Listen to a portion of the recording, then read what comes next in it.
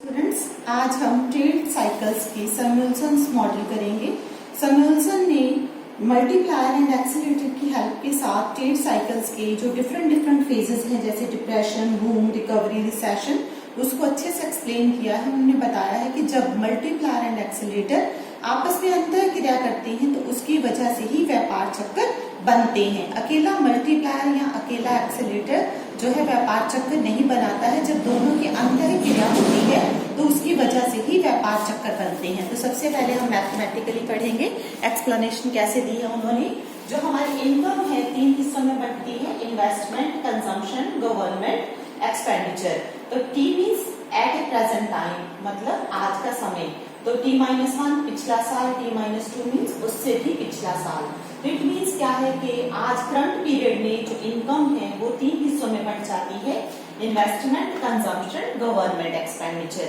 जो government expenditure है that is fixed, इसीलिए हम इसको G0 लिख दिया है कि वो फिक्स्ड रहेगा किसी भी टाइम पर। नेक्स्ट आ जाता है कंजम्पशन। आज की जो कंजम्पशन है वो हमारी वो पिछले साल की इनकम पर निर्भर करती है। जैसे कि पहले हम कमाते हैं, फिर उसके हिसाब से हमारा जो कंजम्पशन पैटर्न है वो डिसाइड होता है। ये है एमपीसी, जो हम इसको मल्टीप्लायर भी कह सकते हैं कि इनकम की चेंज आने की वजह से जो कंजम्पशन में चेंज आता है। तो हमने ये मल्टीप्लायर में भी किया था कि इन्वेस्टमेंट चेंज होती है, इन्वेस्टमेंट की वजह से इनकम चेंज होती है, उसकी वजह से कंजम्पशन चेंज होती है, फर्दर फिर इनकम चेंज होती है। तो जो एमपीसी है जितनी ज्यादा होगी उतना ही मल्टीप्लायर ज्यादा होगा, एमपीसी कम होगी तो मल्टीप्लायर भी कम होगा। तो इट मींस ये मल्टीप्लायर हो गया हमारा। तो नेक्स्ट आ जाता है इन्वेस्टमेंट। आज की जो इन्वेस्टमेंट है सैमुअल्सन के अकॉर्डिंग क्या है, जो कंजम्पशन हमारी आज है और जो पिछले साल कंजम्पशन थी, जितनी वृद्धि हुई है कंजम्पशन में, मीन्स उतना उसके अकॉर्डिंग ही इन्वेस्टमेंट होती है। मतलब कि कंजम्पशन आज कितनी है, आज मान लीजिए 200 करोड़ की कंजम्पशन है, पिछले साल 150 करोड़ की थी, तो 50 करोड़ की जो है कंजम्पशन चेंज हो गई है।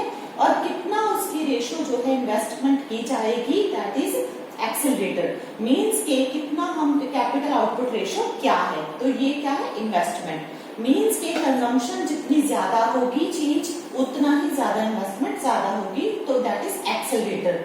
मीन्स हमने पहले किया हुआ है, पहले गवर्नमेंट इन्वेस्टमेंट चेंज कर देती है, इन्वेस्टमेंट की वजह से इनकम चेंज होती है, इनकम की वजह से लोगों की कंजम्पशन चेंज होती है, कंजम्पशन की वजह से इनकम चेंज होती है, इनकम की वजह से फिर कंजम्पशन चेंज होती है, कंजम्पशन की वजह से इन्वेस्टमेंट जो है वो चेंज हो जाती है, दैट इज एक्सेलरेटर। ये हमारा मल्टीप्लायर हो गया, ये एक्सेलरेटर हो गया।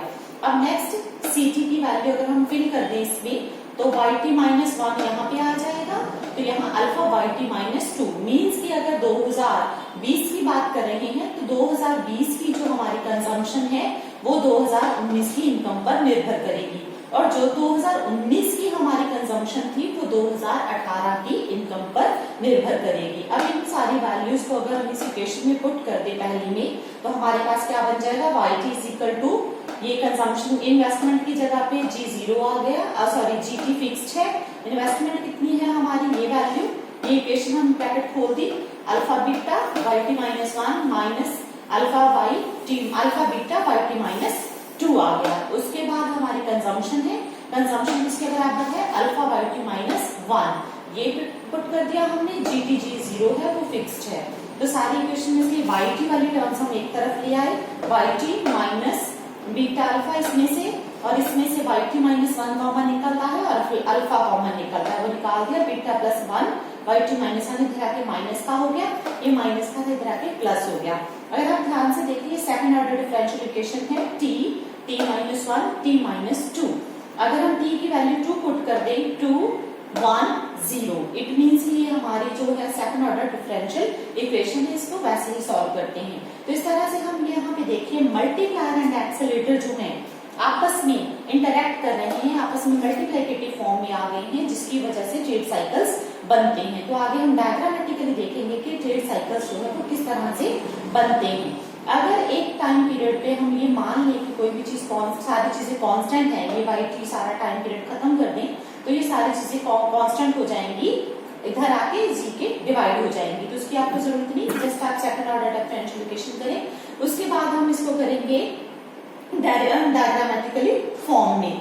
तो ये सारी चीजें जो है मैथमेटिकली सॉल्व होती हैं, इक्वेशंस के थ्रू हम इसकी वैल्यूज निकालते हैं, वैल्यूज पुट भी करते हैं, तो हम उस तरह से कैलकुलेशंस कर सकते हैं। अब हम डायग्रामेटिकली करेंगे।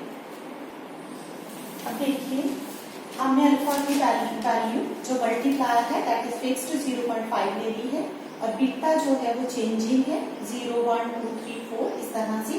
केस है कि पहला केस क्या है, दूसरा केस क्या है, तीसरा इस तरह से।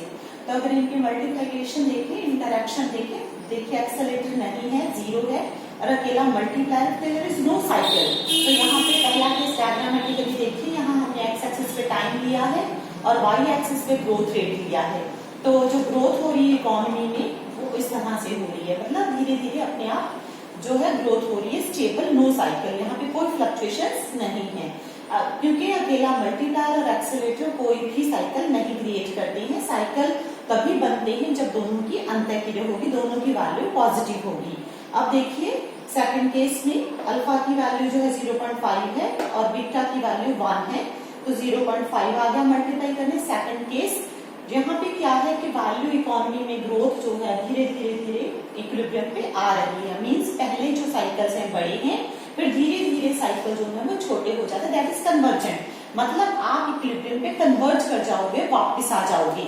यहाँ पे स्टेबल है, नो साइकिल है पहले केस में, दूसरे केस का रिजल्ट क्या है, कन्वर्जेंट साइकिल्स बनेंगे, मींस पहले साइकिल्स बड़े, धीरे धीरे धीरे धीरे छोटे होते होते साइकिल्स जो इकोनॉमी जो है वापस इक्विलिब्रियम पर आ जाएगी। अब ये तीसरा केस देखिए, दोनों को मल्टीप्लाई करते तो आंसर इज 1, मींस के ऑस्किलेशंस जो हैं विद इन रेंज ही घूमती रहेगी, जो व्यापार चक्कर है कॉन्स्टेंटली अप डाउन होता रहेगा रेंज के अंदर। यहाँ पे सेम ग्रोथ रेट है, यहाँ टाइम है, इक्विलिब्रियम के आसपास ही मूव करती रहेंगी, आप इक्विलिब्रियम पे वापस नहीं आएंगे।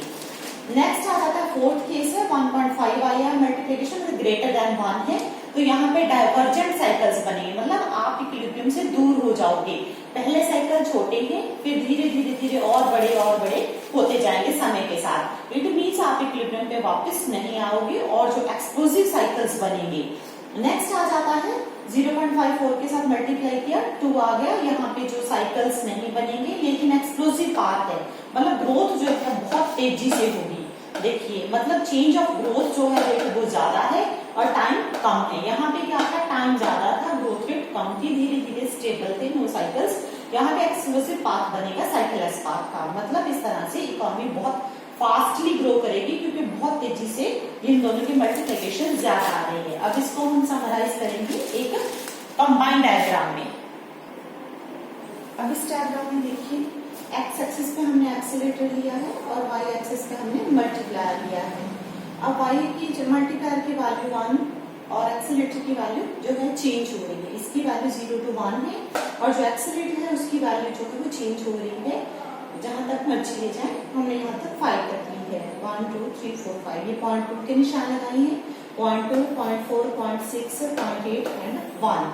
अब ये देखिए ये कर्व जो बनाई है ये रेक्टेंगुलर हाइपरबोला है, 1 का 1 के साथ कॉम्बिनेशन। रेक्टेंगुलर हाइपरबोला कर्व की एक खासियत होती है, फीचर होती है कि एक्स एक्सिस और वाई एक्सिस की वैल्यूज के इस कर्व के ऊपर मल्टीप्लाई करें किसी भी बिंदु पर, उसका आंसर सेम आएगा। मीन्स अगर यहाँ पे लेके तो भी 1 आएगा, यहाँ पे लोगे तो भी 1।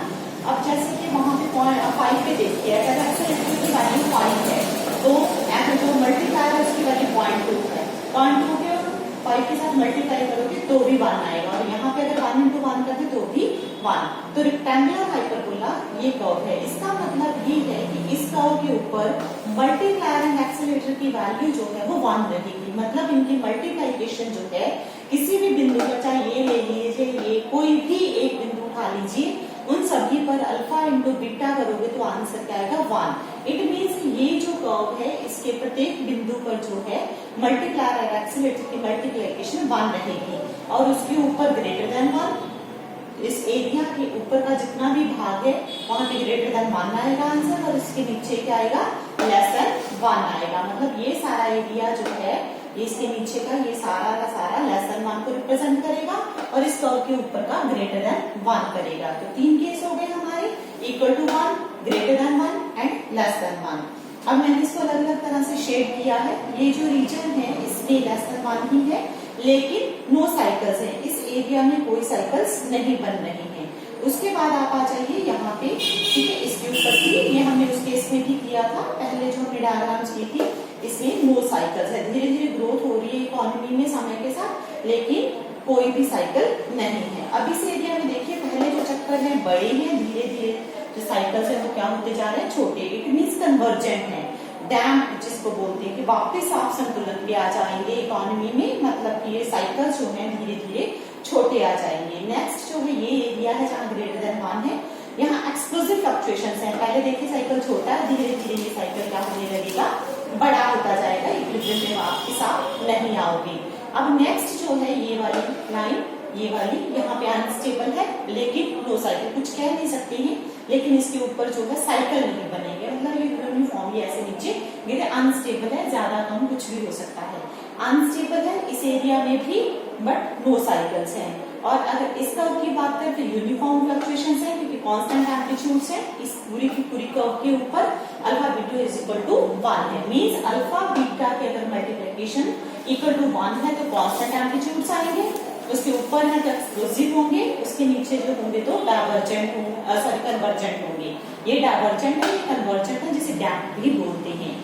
तो इस तरह से आप इसको सारे अच्छे से देख लेना कि मल्टीप्लायर एंड एक्सेलरेटर अगर आपको दिए हुए हो तो आप उस हिसाब से कैलकुलेशन करके आप बता सकते हैं कि जो साइकिल्स हैं उसकी फीचर क्या होगी, जो यूनिफॉर्म बनेंगे, कौन से बनेंगे, अनस्टेबल बनेंगे, स्टेबल बनेंगे, कन्वर्जेंट बनेंगे, डाइवर्जेंट बनेंगे, वो किस तरह के साइकिल्स होंगे। तो इस तरह से सैमुअल्सन ने हमें मल्टीप्लायर एंड एक्सेलरेटर की हेल्प के साथ प्रॉपरली बताया है कि साइकिल्स को किस तरह से हम डिफाइन कर सकते हैं, मंदी, तेजी, ये तेजी का पीरियड हो गया और ये मंदी का पीरियड हो गया।